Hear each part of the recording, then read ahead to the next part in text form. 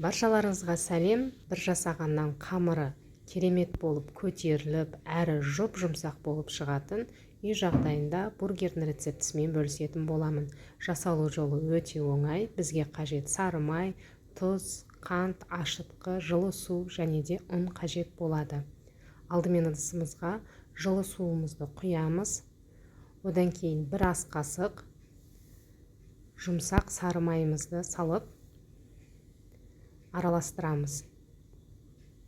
Дәл осы рецептпен жасап көріңіздер. Одан кейін оның үстіне қантымызды қосамыз.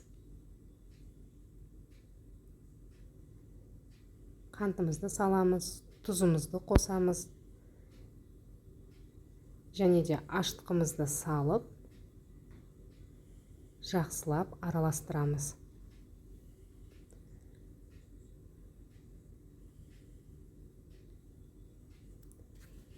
Жақсылап араластырып аламыз. Одан кейін оның үстіне електен өткізілген ұнымызды қосамыз.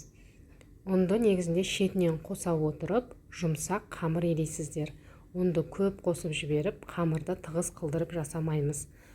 Алдымен осылай мен қасықтың көмегімен араластырып алдым. Кейін қолның көмегімен қамырды елейтін боламыз.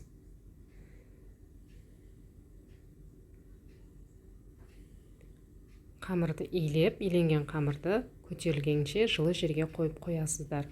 Кейін көтерілген қамырды алып, қолдарыңызды сұйық маймен майлап алсаңыздар болады. Одан кейін бірнеше бөліктерге бөліп аламыз.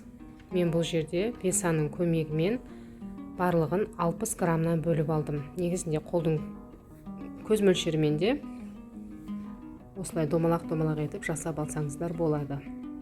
Одан кейін противенге орналастырып, бетін жауып, 20 минутқа қойып қоясыздар. 20 минуттан кейін үстіне бір жұмыртқаны жағамыз толықтай.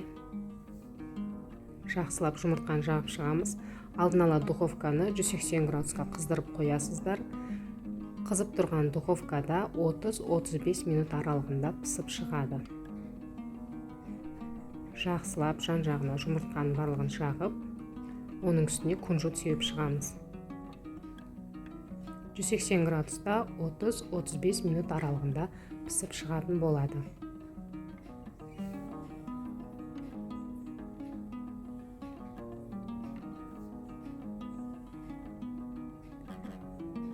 Көріп тұрғандарыңыздай, біздің қамыр әдемі болып шықты, әрі жұмсақ болып шығады. Дәл осы рецептпен жасап көріңіздер.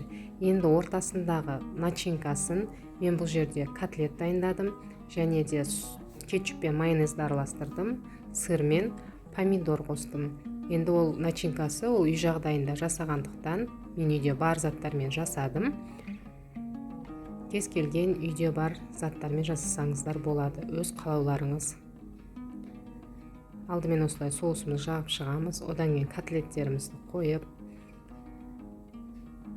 помидор, яғни қызанағымызды саламыз, және де үстінен сырды қосып, және де екінші бетіне де соусымызды жағамыз. Осылайынан бетін жауып жасасаңыздар болады. Міндетті түрде жасап көріңіздер, өте дәмді болып шығады.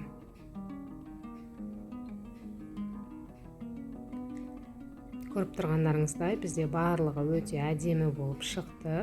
Сіздер де міндетті түрде жасап көріңіздер, және де каналға тіркеліп, комментарий қалдырып, лайк басуды ұмытпаңыздар.